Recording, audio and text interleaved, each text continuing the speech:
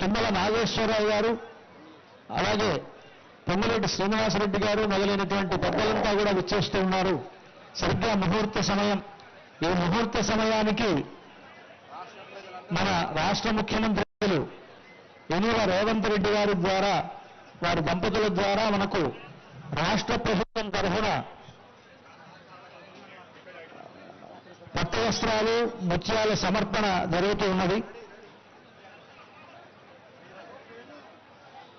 తెలంగాణ రాష్ట్ర ప్రభుత్వం తరఫున రాష్ట్ర ముఖ్యమంత్రి వర్యులు యనమల రేవంత్ రెడ్డి గీతాధిపతులు పట్టు వస్త్రాలు, ముత్యాలను సమర్పిస్తూ ఉన్నారు.